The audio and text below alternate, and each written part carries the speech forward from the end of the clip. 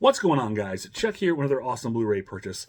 Today, I got the last of the 3 limited edition sets I picked up from Vinegar Syndrome's Black Friday sale, and that is from 1993, Sliver, starring Sharon Stone and William Baldwin.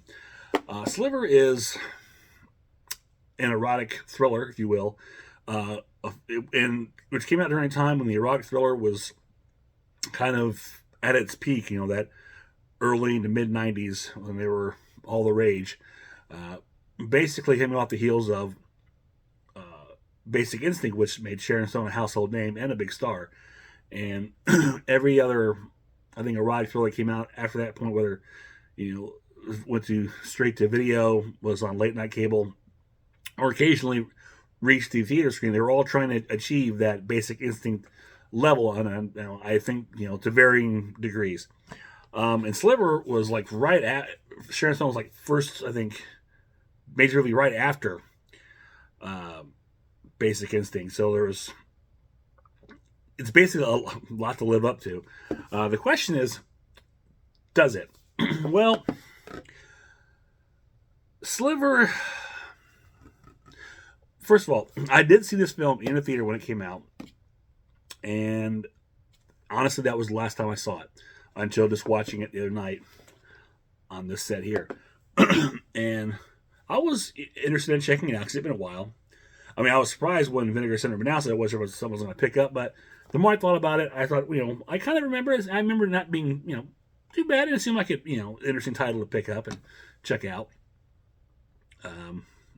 So I did, and rewatched it. And I remember, to start off, I was kind of into this story because it's played, it wants to be, even by the director's own admission, somewhat of a film noir type without the obviously black light, lighting, whatever. But it's kind of you're being, I don't say thrust, but well, I guess in the beginning, because you're dealing with a woman falling over a balcony and kind of beginning of this tall Sliver building. Which, by the way, for years I wondered why the movie was called Sliver, and how I just found out is because it's a Sliver building, an apartment, just a big tall building. They call it like a sliver.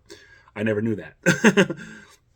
But you're thrust in this, the woman's died, and here's Sharon Stone, who is a book editor, and she's getting this new apartment. She's recently divorced. She was talking about she's tired of her. She had like a boring marriage. She's kind of wanting a little more excitement in her life, and so she's kind of like a fresh start for her. And she gets this apartment, and she's getting the room where this woman fell from her balcony to her death, and everybody keeps commenting on how she resembles this dead woman, which is the thing you want to hear at a new apartment building. When you're renting the house or renting in the room that someone died in, you look just like that person who died. And along the way, she keeps meeting different characters or different people, and you're getting the idea that you're being thrust into some kind of murder mystery. And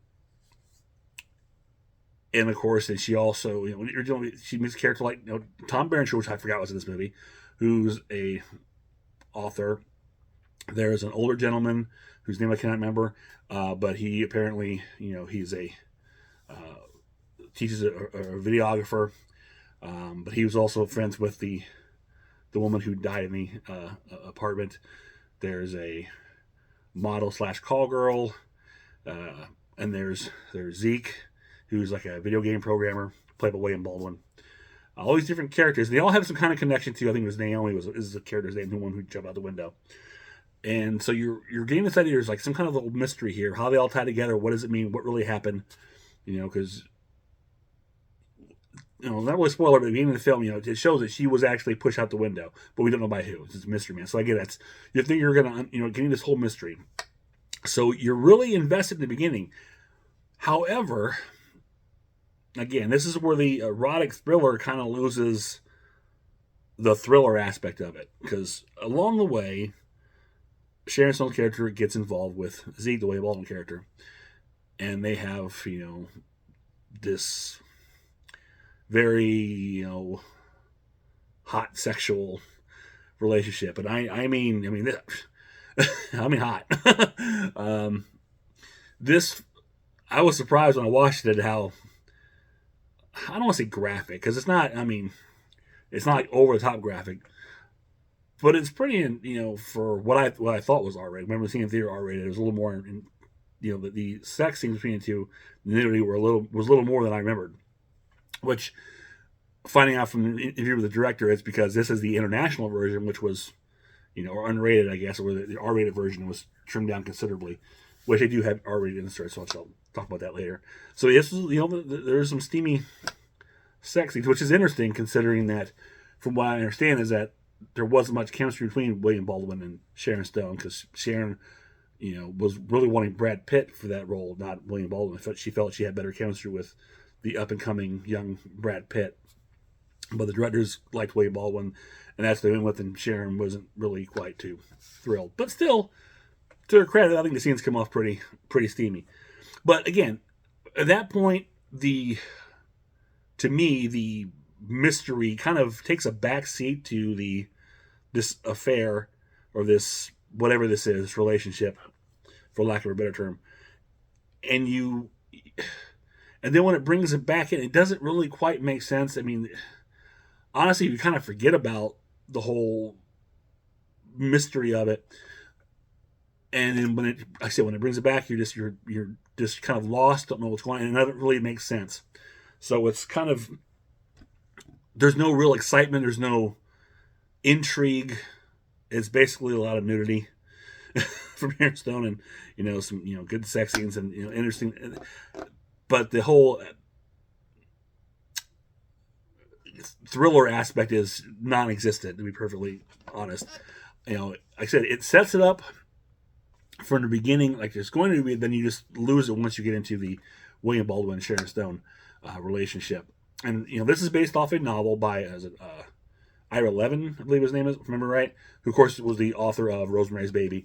And from what I understand, a lot of this stuff was, it was Joe Esterhaus who did the script, kind of just retooled the whole novel and made it his own thing, or changed a lot of stuff. So it didn't really, a lot of stuff was left off out of what was in the novel as far as character development. Because even these characters you meet, again, who all have a connection with the Naomi, the one who took a dive out the balcony.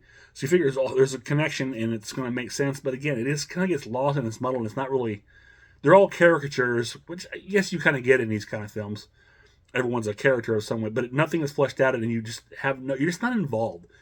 For a good thriller, even an erotic thriller, you want to have some kind of tension, some kind of, I don't know, just, you feel like you're just nothing. There's just nothing in here, honestly. It's just really bland.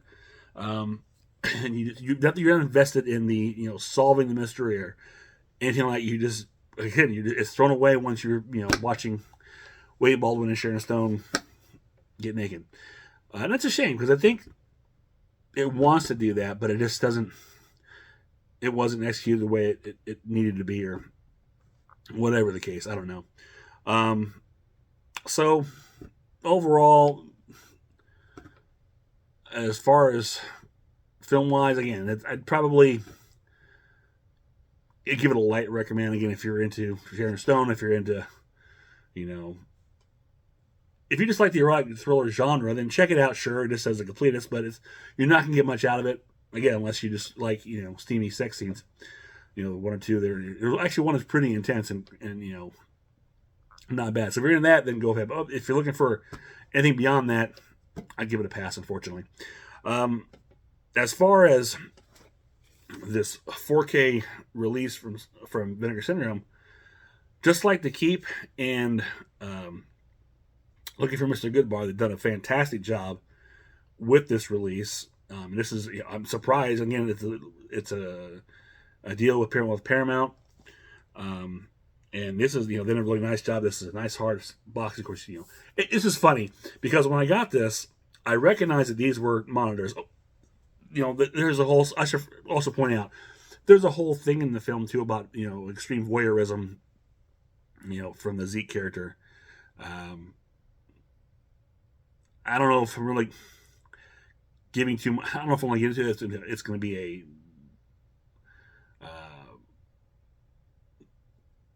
it's not really a spoiler. But there's a big voyeurs and the thing with the Sliver Hotel being monitored for his kind of surveillance throughout, and there's again little things that pop up also that kind of little side bits that you think you're invested, but you're not really. But that's what this image is. All these TV monitors in the front and the back. But what I was saying was funny is I saw this, I recognized that these were what this is supposed to be, but it wasn't until just a little bit ago that I looked at this. I think it was when I was doing the thumbnail for this video, and I looked up and saw the image, and then this and realized that this was actually Sharon Stone and William Baldwin. Now I can't not see it, but before I didn't even notice it. It's kind of funny. But yeah, that's like the image from the poster of those two from one of their scenes. So I found that highly amusing for myself.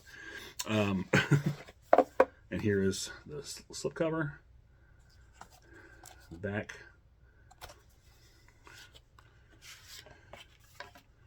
And there's your 4K, see the glare, nice. Here and inside you've got your 4K, your Blu-ray, and the reverse is this right here.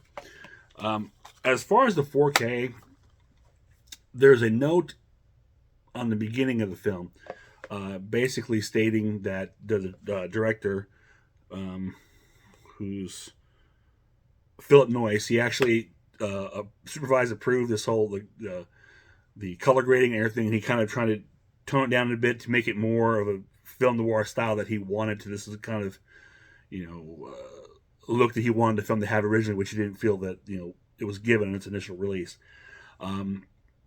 Which I thought, overall I really enjoyed it. The colors specifically, there's I think one part that really sticks out for me where Sharon Stone's character is taking a jog through the park and she gets confronted by Tom Berenger's character. But while they're in the park, it's really bright day. The park, the leaves are really bright. The color, I mean, they really pop. It really sticks out. The rest colors, I don't want to say they're muted, but they're just more softer. Again, trying to get that noir feel, I guess. But it's a good, clear image. The sound is really good. I think it had like a 5.1 surround, and there was an option of like a 2.0 up mix, I think it was. Let's see here. Yeah, 2.0 stereo. Oh, excuse me. A 2.0 stereo soundtrack down mix. I'm not sure what that is exactly. I listened to the 5.1. It was a very good, not overwhelming. Again, it's this film. You're not really going to use the sound much, but there are particular scenes where the directions really work well. Specifically when you're watching, the monitors and you're catching images on this side, it picks up in your left and your right speakers. Some of the issues, like the the apartment building has some power outage or whatever, and those kind of will pop. Sounds will come out through the surround speakers. So it's subtle, but what you do get is very good. So the 5.1 is a very good sound mix.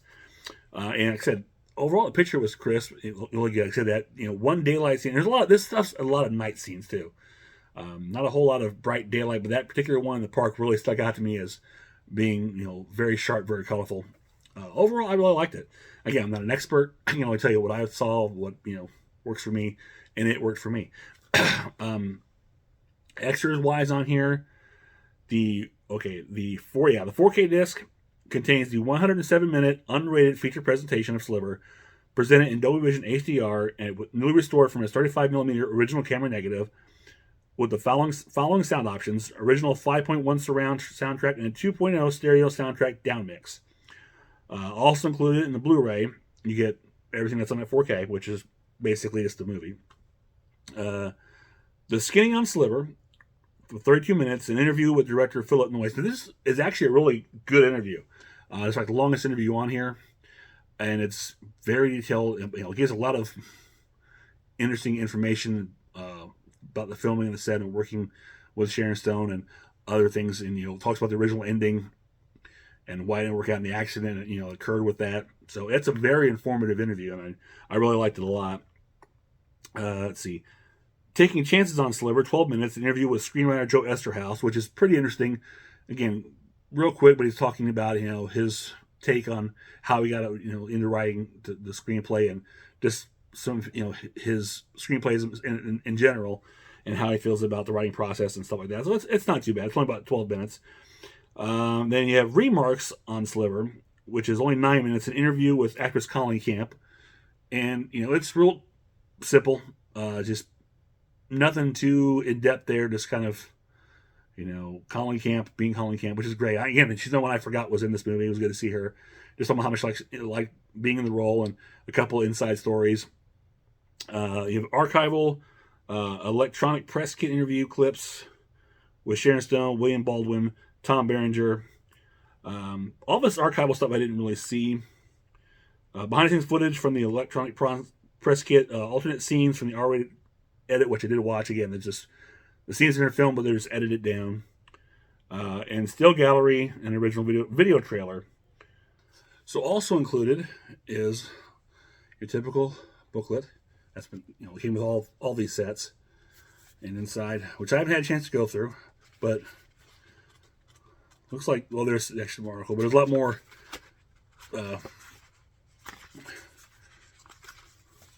Well, when I flip through it, there's a lot more pictures. But you do have your typical article write-ups. There's that famous image there. So, but I have not had a chance to go through this, but it should be interesting, especially some of the little behind-the-scenes stories that the director told on it. But presentation-wise, again, this is a great set from Vinegar Syndrome. To go along with that, The Keep and Looking for Mr. Goodbar set. Unfortunately, the film was kind of lacking a bit.